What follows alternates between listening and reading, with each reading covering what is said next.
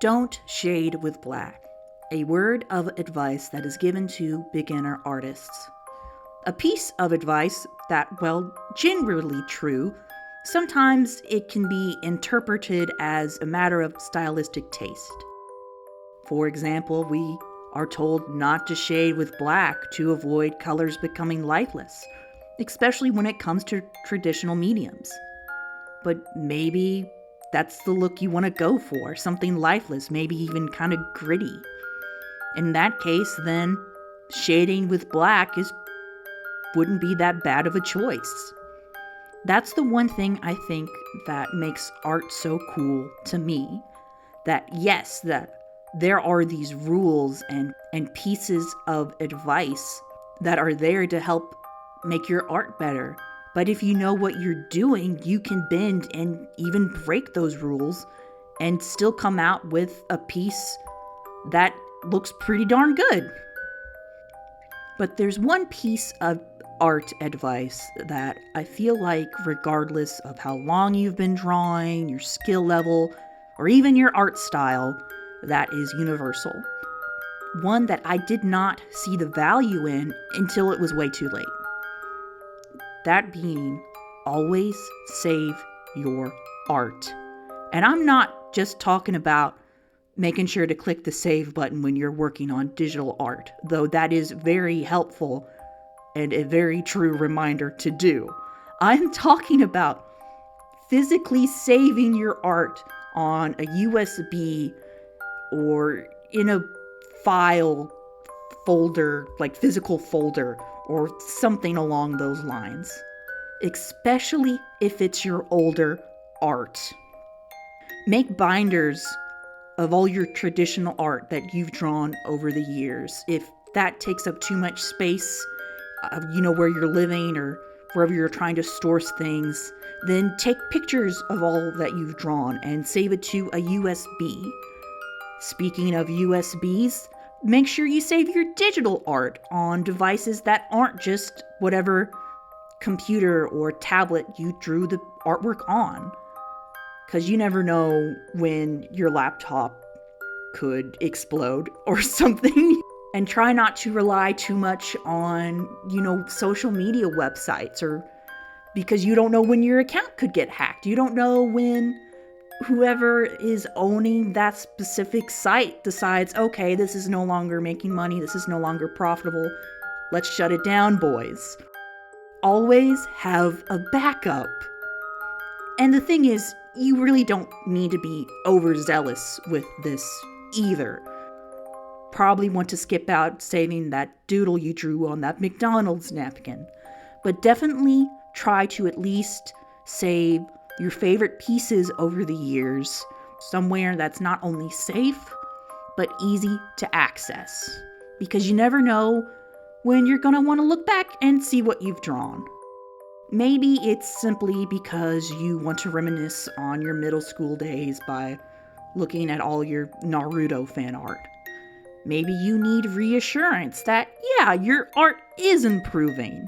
What better way to do that than by looking at where you were in the past? Maybe you had some really cool ideas you couldn't really convey at your previous skill level, but by coming back and see what your younger self was cooking, you can go, oh, hey, I was really doing something cool here. Let me come back to this and give it another shot now that you're at a higher skill level. There's probably even more reasons to save your old art that I'm not thinking of at the moment. Regardless of what reason you have, though, the importance is all the same. I've actually, like I said earlier, had to learn this lesson the hard way. Because a good majority of my art from when I was like 12 to 16 is currently lost to me. Some of it is completely gone forever. When I was 12 to 13 years old, I drew an insane amount of My Little Pony Friendship is Magic content. Most of it being my cringy MLPOCs who were the elements of disharmony.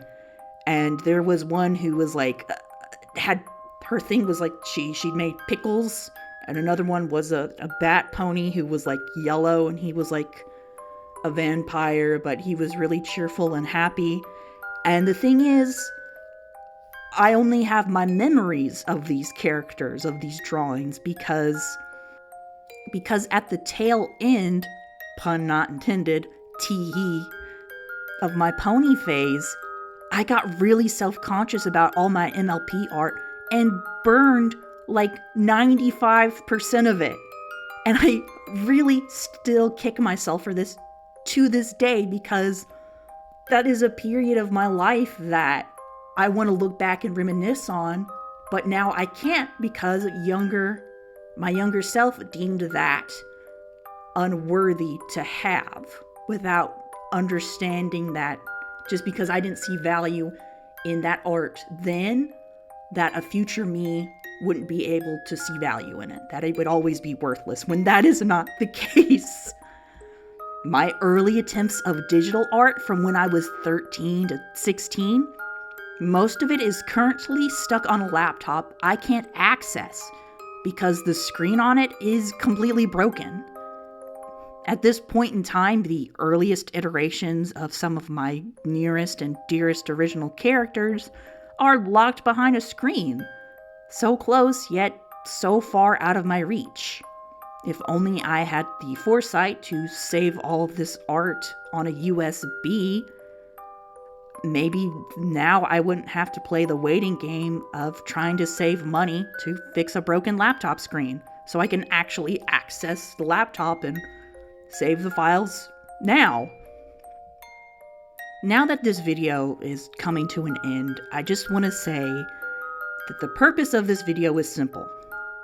This video is a warning. Do not repeat my mistakes.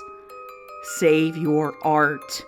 Even if you hate it now, even if it makes you recoil out of embarrassment, even if you think it's the cringiest, worst, most terrible thing ever, save it, please. Because you never know when you'll want to see it again.